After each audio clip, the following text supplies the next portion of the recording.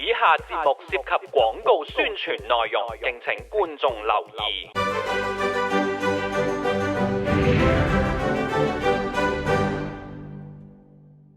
Hello， 大家好，我係 Alfred， 今日咧就嚟到尖沙咀打邊爐啊，咁啊係一個咧火鍋放題嚟噶。咁大家睇標題就知啦，呢間餐廳咧就標榜咧無限時任飲任食啊，黃昏6點鐘就可以食到咧凌晨嘅1點鐘，總共咧係有7個鐘頭嘅。價錢方面咧359蚊一位加一。咁就冇分日子時段或者嗰啲 A、B、C、D 餐，即係唔同價錢就唔同牛肉級數嗰啲嘅，只係玩一個價錢咁清晰易明呢，我覺得都係一個賣點，一個優點嚟㗎。坐低冇耐唔使落單呢，就上咗4款前菜啦。咁分別呢，就有一個炸嘅雞軟骨啦，有一個涼拌嘅木耳啦，咁然後呢，有一個意大利黑醋嘅番茄仔，同埋仲有中華沙律嘅。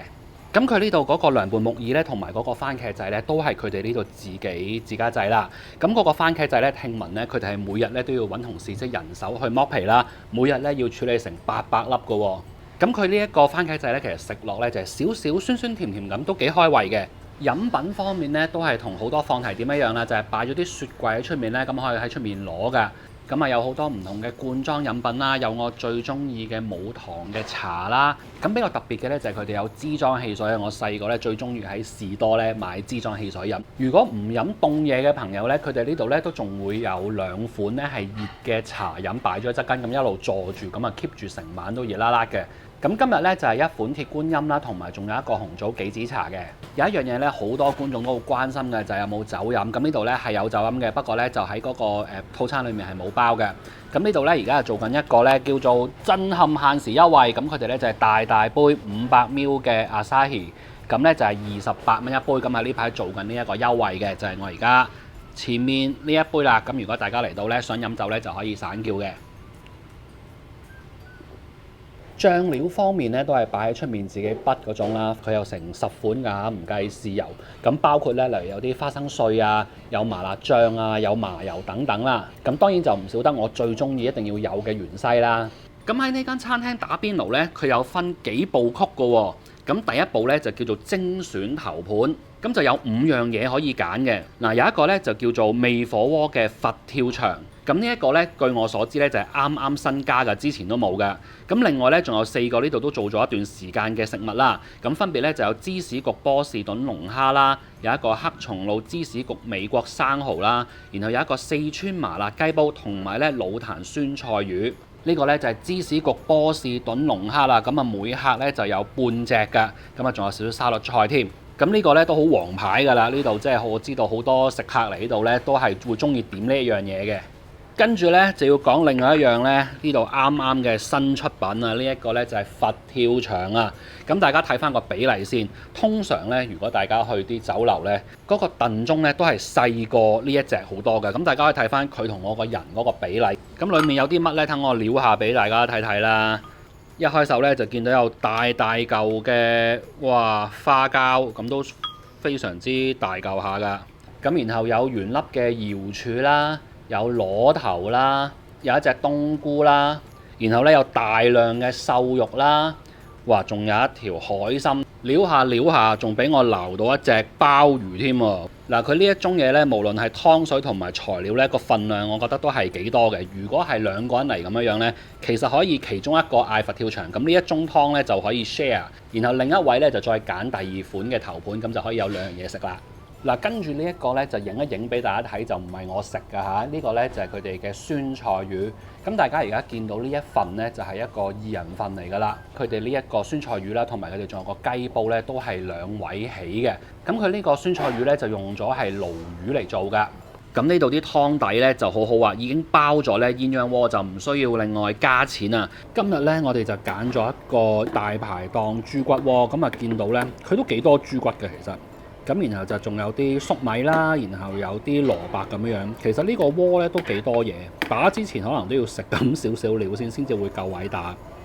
咁然後另外一個咧就係一個麻辣鴨血鍋，咁咪見到咧裏面其實已經係有豆腐啦，有啲鴨血咁樣嘅。咁喺呢度打邊爐咧，我覺得有一樣嘢要讚一讚咧，就係你見到佢嗰個鴛鴦鍋咧，中間仲有個圓形嘅嘢。咁嗰個咧就係一個真係好清嘅清湯底。咁呢個呢，就係佢哋好貼心啦，就係話呢，如果有啲食客可能兩邊鍋鴛鴦鍋都揀咗一個比較濃味嘅湯底嘅時候呢，咁中間都俾翻少少位係一個比較清嘅湯，你可能俾你打下一啲海鮮或者蔬菜，想冇咁濃味嘅時候呢，就用中間嗰個。食完頭盤呢，跟住呢就開始打邊爐咯喎，咁但係呢，都唔需要落單住，因為呢，我哋首先呢就會上咗一個牛拼盤先啦，咁就係我手上呢一碟。咁而家大家見到呢一個呢，就係2人份嚟嘅。咁首先呢，前面呢一個呢，就係一個牛小扒啦，咁中間嗰個呢，就係阿 Kit 最中意嘅封門柳啦。咁然後呢一個呢，就係牛板腱，呢一個呢，就係牛肩胛嚟嘅，咁啊有4款牛肉。好啦，跟住呢個呢，真係冇辦法可以捧住同大家講啊，晾喺台面呢個呢，真係好重啊。咁呢個呢，就係海鮮拼盤，都係2人份嚟。咁海鮮拼盤呢，就唔係話固定每一日出嘅海鮮都係完全一樣嘅，呢個都係睇翻個時令啦，睇下當日有啲咩來貨咁樣樣。咁首先呢度呢，會有一籃仔沙白啦，咁前面呢，有啲手打丸嘅，分別係墨魚丸同埋呢係一個蝦丸啦。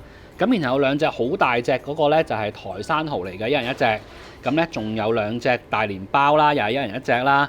咁中間呢一個籠仔呢，有個竹籠仔呢，裡面裝住嗰啲呢，就係鱔片嚟㗎嚇。咁呢個我打邊爐又係好中意㗎啦。咁然後呢，上面呢2隻呢，就係日本嘅扇貝啦。咁跟住呢，就有2條蟹棒，同埋呢，仲有4隻係泰國虎蝦嘅。嗱，咁我目測呢，其實食完嗰個牛拼盤，加埋呢一個海鮮拼盤，再加埋頭先有啲前菜頭盤呢，呢度前半場已經打飽咗你大半飽㗎啦。啱啱呢，我哋就開始打牛肉咯喎。咁如果有睇開我嘅觀眾呢，就會知道我嘅廣告片呢，就唔會話逐個食物嗰個口感味道呢，就去品評佢嘅，因為呢，我哋覺得廣告就係廣告，食評就係食評，就唔想將兩者混為一體咁樣樣啦，就刻意區分翻嗰個模式嘅。但係咧，我就想同大家講下咧，即係我哋平時出街食飯咧，點樣可以容易啲食得開心啲同滿足啲啊？因為我平時自己咧都會耐不久睇下啲 Open Rice 啊，或者有啲關注組咁樣樣噶嘛。偶然咧會有少部分嘅食客咧，當佢出街食飯嘅時候咧，佢會對一啲食物啊會有一啲錯誤嘅期待啊。其實咧唔同嘅食物咧，佢係會有唔同嘅特性嘅，無論口感、味道都係噶啦。以牛肉為例啦。牛肉嘅口感有啲咧就會係滑嘅，有啲咧係會有嚼頭嘅，有啲咧甚至乎係會爽啲，有啲咧就會係軟腍一啲。咁當我哋去食牛肉嘅時候咧，就唔係話食每一款牛咧，我哋都係追求同樣嘅要求嘅。如果冇呢一個概念嘅話咧，咁你去邊一間餐廳食任何級數嘅食物咧，其實都好容易會唔開心嘅。由於時間關係咧，我哋已經錄起咗啲海鮮咯喎，咁啊試一試佢啦。咁呢度有啲沙白啦。呢個係鮑魚啊，日本嘅扇貝，啱啱就錄起咗呢一隻咧係台山蠔咁啊，俾大家睇下個 size 啦。跟住咧，我哋就預備打呢一個咧係鱔片啊，咁可以用個竹籠仔咁樣裝住嘅。去呢一類型冇限時嘅放題店呢，其實最好玩呢，當然就係佢唔限時嘅呢部分啦。你諗下7個鐘頭喎，平時我哋去唔同嘅餐廳食飯啦，佢話90分鐘又好，120分鐘都好啦。咁如果你係同啲親戚朋友去食飯呢，食完飯其實你係想坐下傾下偈噶嘛。咁嗰啲地方呢，其實係滿足唔到大家噶。咁可能有啲人呢，食完餐飯之後呢，就要揾下一個 location，可能去食個甜品或者飲杯嘢，咁先至叫做有地方呢可以坐下傾下偈。咁嚟呢一間餐廳咧就唔需要咁麻煩啦，咁啊一路食完飯就一路坐，一路坐就一路傾。咁另外仲有個好處嘅，因為咧嗱大家知道，如果限時食飯嘅鋪頭咧，佢一定好緊張，驚你唔齊人就入去坐嘅，咁所以咧就會有個規矩咧，就係話你要齊人先可以入座咁樣樣噶嘛。咁呢度咧就唔使咁麻煩啦。如果有啲人前後腳放工嘅，有啲人好早嘅6點鐘，咁佢就唔需要話通街行唔知去邊咁樣啦。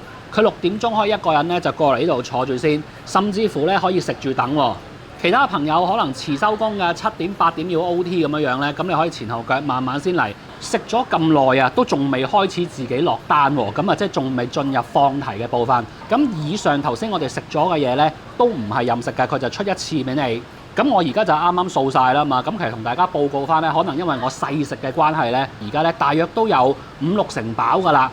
咁咁跟住咧，我哋就去到真係放題任食嘅部分咯喎。佢哋呢度咧任食嘅火鍋料咧，大約就係40款左右啦。嚟到第二 part 真係要自己落單去點啲任食嘅嘢咧。咁我覺得就係主攻佢哋一啲比較重點嘅嘢啦，例如就係頭先講過話，佢哋呢度嗰個丸類咧都係入振興嘅丸啦，自家製嘅手工水餃啦，咁跟住最緊要就係食少少菜咁樣啦。咁其實咧，你嗌埋呢幾樣嘢咧，以我今日咁嘅情況咧，你見到我台面咧，我而家再畫嘅嘢咧都係幾碟，其實我都覺得係差唔多噶啦。我手上呢碟咧就係任食任剔嗰邊嘅肥牛，咁佢哋個名咧就叫做安格斯肥牛啦，唔係太衰，亦都冇嘢特別值得去誇獎佢，咁啊屬於正常貨色。咁但係都要講翻咧，呢度嗰個玩法咧就係佢哋喺任食之前咧就已經會上咗頭盤啦，然後會有一個牛拼盤再加個海鮮拼盤。其實嗰度咧已經打飽咗你至少都5、6成嘅，咁所以咧後半場任食嘅部分咧，相對地咧係冇咁重要嘅，即係唔係話由頭到尾都係食嗰啲嘢。咁如果你係牛魔王食完頭先嗰個牛拼盤都仲未夠喉的話咧，咁呢度都有一個係屬於正常水平嘅安格斯肥牛，就係呢一個樣。咁大家咧就可以繼續打啦。呢間餐廳咧，除咗我今日拍嘅呢一間尖沙咀之外咧，佢哋旺角都仲有分店㗎。如果有興趣嘅話咧，就記得睇下面 info box 啦，會有齊2間分店嘅電話地址。大家記得提前訂位，今條片就差唔多啦。多謝大家支持，我哋下條片再見，拜拜。